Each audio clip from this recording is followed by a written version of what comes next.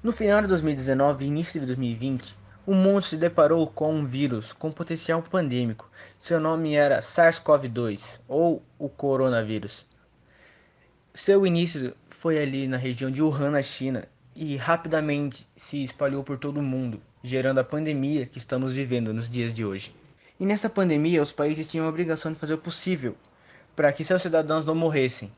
Porém, muitos países têm a corrupção instaurada dentro deles. E infelizmente, o Brasil é um desses países. E nessa crise gerada pela pandemia, a corrupção na área da saúde tem ganhado muita força, pois foi criada uma lei que flexibiliza a contratação de serviços e produtos para que seja possível atender a demanda que os hospitais precisam. Essa lei autoriza um procedimento acelerado na compra de recursos. Elas podem ser realizadas sem licitação nenhuma, ou seja, todo aquele processo de lançamento de edital, comparação de propostas e homologação é dispensado. Vários municípios estão buscando essa flexibilização, pois a demanda de equipamentos é tão grande que não lhes resta outra alternativa.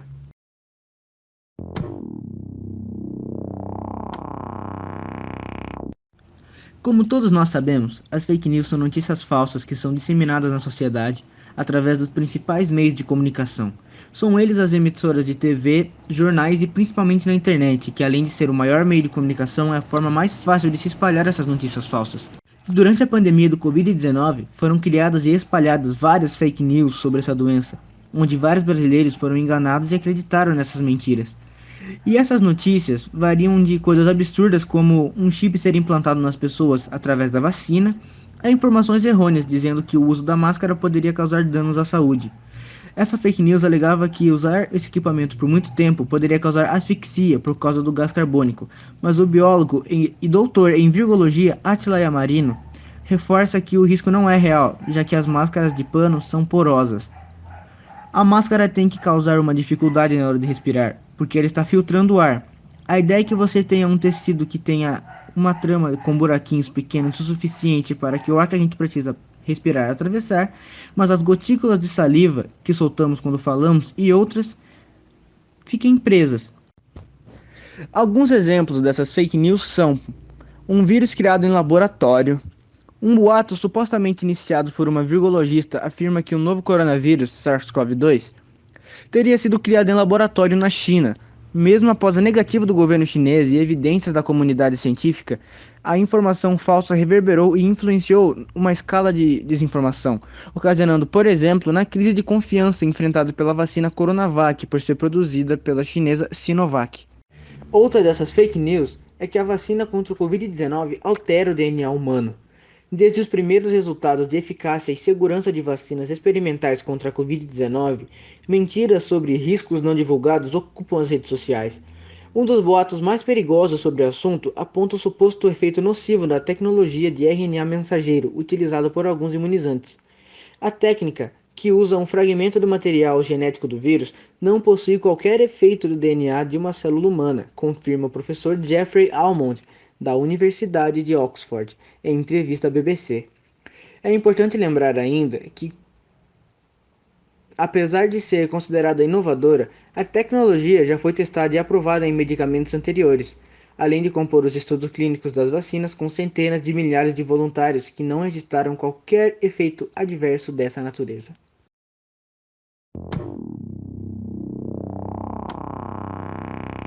A Lei nº 13.979, que entrou em vigor no dia 6 de fevereiro do ano de 2020, diz respeito às medidas adotadas para o enfrentamento da crise na saúde no Brasil. Ela discorre sobre a obrigatoriedade e a recomendação do uso de máscara de proteção individual para a circulação em espaços públicos e privados acessíveis à população, em vias públicas e em transportes públicos. A adoção das máscaras em escala nacional foi uma ação política de saúde, a qual busca combater os avanços da pandemia da Covid-19. Com o afrouxamento e a descentralização do governo federal, os governantes estaduais acabaram tomando medidas específicas para cada estado do país. Desse modo, na grande maioria das regiões do Brasil, o uso de máscara se fez obrigatório, dentre outras medidas, como forma de proteção e de consciência individual e coletiva. O uso dessa ferramenta de proteção serve como barreira para a liberação de gotículas na tosse, espirro ou mesmo da saliva, evitando que haja uma maior contaminação em ambientes onde o distanciamento mínimo não pode ser feito. Relacionado às crenças e posicionamentos, as divergências de opinião pública acabaram sendo um divisor de águas para a população brasileira, uma vez que posicionamentos relacionados à regência política do país influenciam nas atitudes e ações das pessoas para com a sociedade. Prova disso são os indivíduos que não acreditam na disseminação ou mesmo na existência do vírus. Há também aqueles que dizem com respeito às suas obrigações, alegando que o governo infringiria leis que dizem sobre o seu direito de ir e vir, por exemplo. Nesse contexto, o não uso da máscara se tornou, em certos casos, um ato de rebeldia às ideologias e posicionamentos políticos. O uso da máscara de fato foi um costume desenvolvido às pressas, diferente de países como a Coreia do Sul, por exemplo, onde o uso tornou-se essencial devido à poeira tóxica. O brasileiro precisou incrementar as máscaras a seu dia a dia de forma muito repentina, o que acabou sendo desconfortável, principalmente devido ao clima, já que o Brasil é um país tropical. Além disso, a higiene e cuidados sanitários acabaram não sendo feitos com cautela e frequência que uma pandemia exige. A limpeza frequente da máscara ou os cuidados relacionados a seu uso e manuseio foram negligenciados por muitas pessoas. Outra forma de combate ao vírus encontrada pelos profissionais de saúde e pesquisa foi o distanciamento social, uma vez que o contágio ocorria sequente devido às gotículas ou mesmo por meio do contato com áreas e objetos infectados. A distância mínima definida pelos órgãos de saúde foi de 1 a 2 metros. Evitar o contato físico se tornou uma medida preventiva para conter o avanço da doença.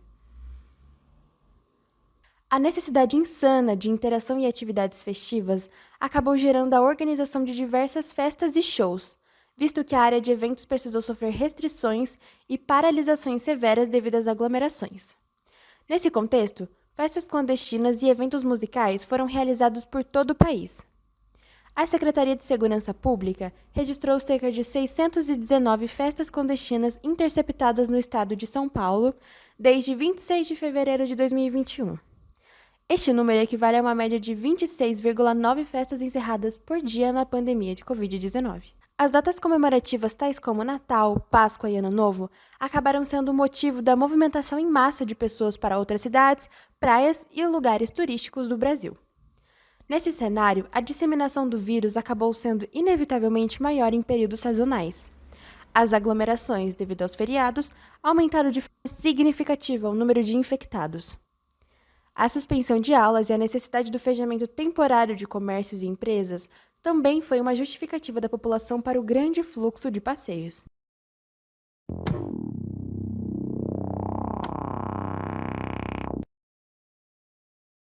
A morte é um fator biologicamente inevitável.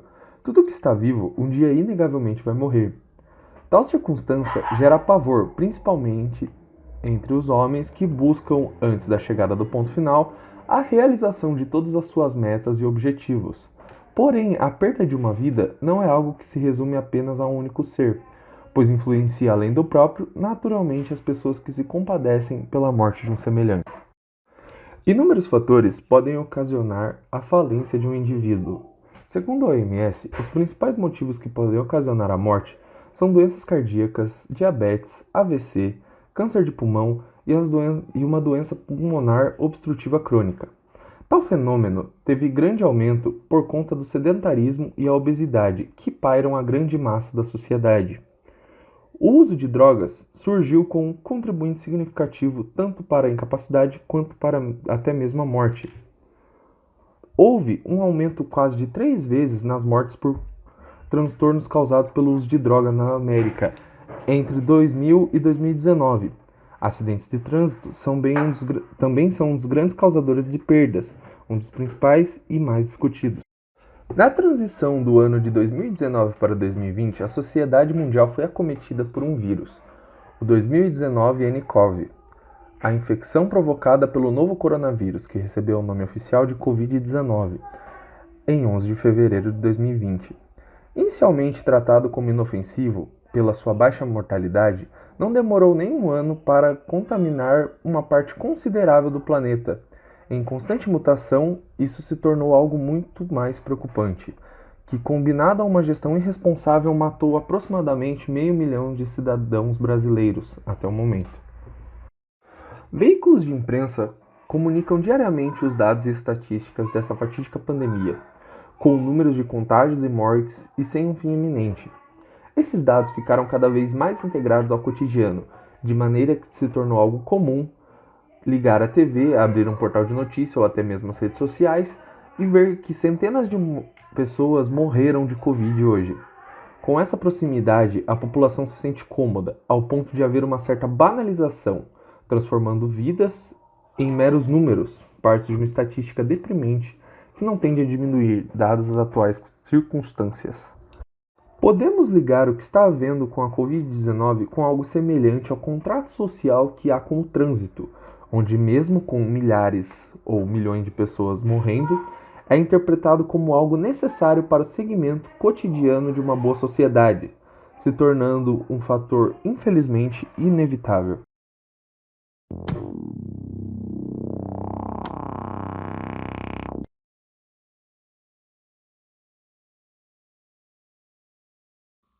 No período de um ano de pandemia, a inflação atingiu 5,20%, de acordo com o Instituto Brasileiro de Geografia e Estatística, o que resultou na alta demanda de produtos alimentícios e de outros gêneros, com destaque ao arroz, que teve um crescimento de 76,01% de seu valor, e o óleo de soja, com 103,79%.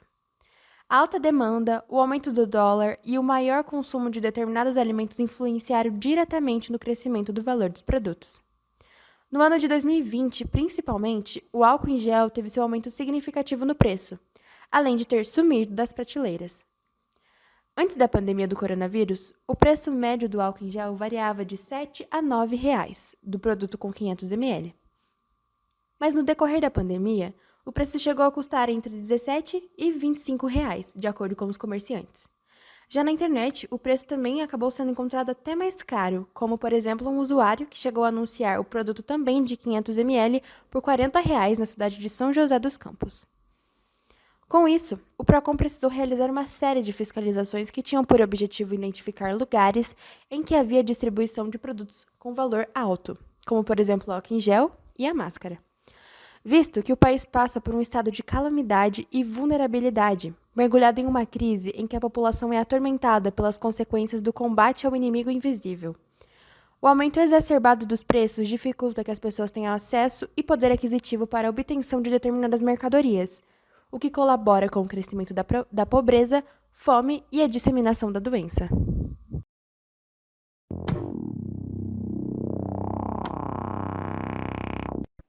No princípio da pandemia, nada se sabia do como evitar o contágio por Covid-19.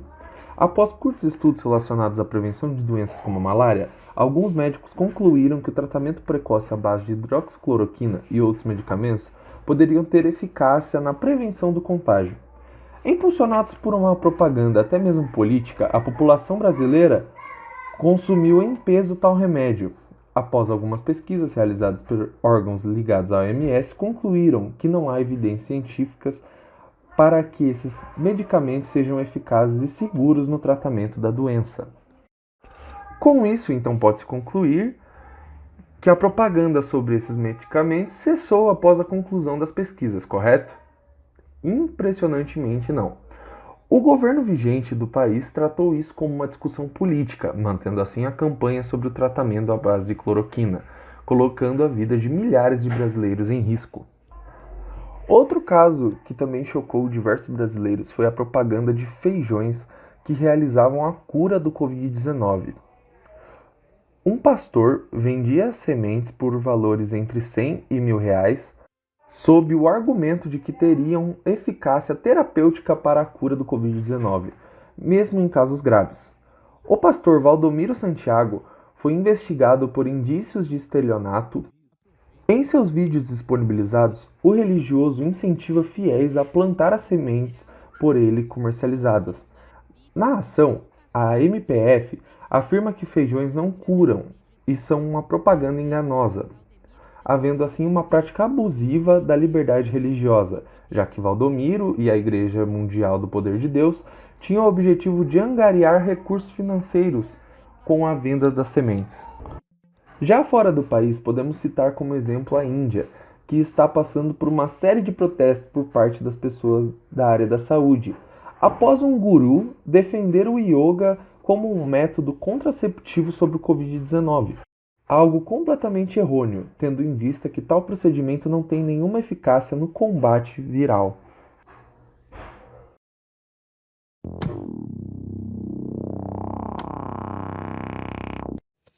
O negacionismo relacionado à ciência trata de negar um argumento científico, fazendo com que pessoas leigas no assunto sejam levadas a acreditar em uma opinião errônea.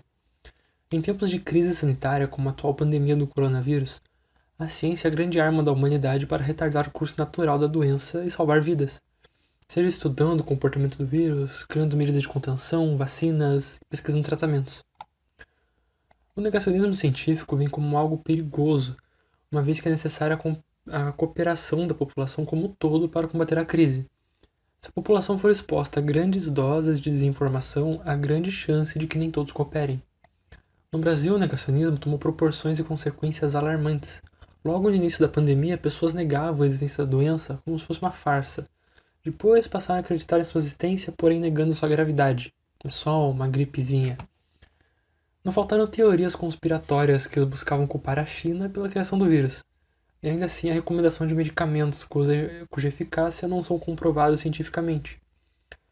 O resultado disso se vê de maneira preocupante. Negar a existência e a gravidade da doença fez com que o número de casos no Brasil crescesse alarmantemente. Depois, a recomendação de tratamentos ineficazes que poderiam inclusive piorar o caso do paciente. E agora, quando finalmente temos a saída para a crise, as vacinas, discursos xenofóbicos contra o governo chinês permanecem, levando a dificuldade na compra de matérias-primas para fazer os imunizantes.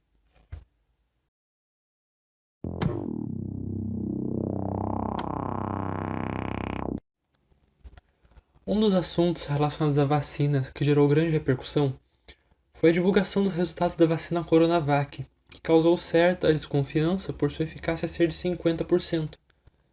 Mas de certa forma isso foi causado por manchetes sensacionalistas, uma vez que a eficácia de 50% se referia à eficácia geral, e não contra casos leves e graves, que possuem uma eficácia bem maior. Outro caso foi a relação de trombose relacionada à vacina da AstraZeneca, onde vacinados desenvolviam essa condição após tomar a vacina. Mas na verdade a porcentagem de vacinados que desenvolveram a condição é mínima, sendo impossível atribuir a causa realmente à vacina, enquanto a possibilidade de desenvolver trombose por meio da Covid é no mínimo 300 vezes maior. Em geral, ocorreram outros casos de desconfiança por conta da vacina, pois vacinados com a segunda dose continuavam a morrer. Sobre isso pode-se destacar 2 pontos. 1. Existe a possibilidade de a vacina ainda não ter surtido efeito no indivíduo que desenvolveu o caso fatal, já que são necessárias 2 doses para a vacina e o organismo ainda leva certo tempo para desenvolver a proteção. Então os indivíduos que tomaram as 2 doses da vacina e não esperaram tempo, ou indivíduos que tomaram apenas uma dose, não estavam efetivamente protegidos contra a doença. Então, o segundo ponto, que diversos negacionistas tentam atribuir a causa de qualquer morte diretamente à vacina, simplesmente pela pessoa estar vacinada. Ou seja, se a pessoa foi atropelada, o negacionista fala: ele morreu depois que tomou a vacina, tentando culpar a vacina por qualquer outra coisa. Mas o que seria realmente estranho seria que se pessoas que receberam o imunizante parassem de desenvolver comorbidades ou de morrer por qualquer outro motivo. Se existisse tal substância que ao ser ingerida tornaria o indivíduo isento de qualquer perigo, não seria uma vacina, e sim o elixir da vida eterna ou a fonte da juventude.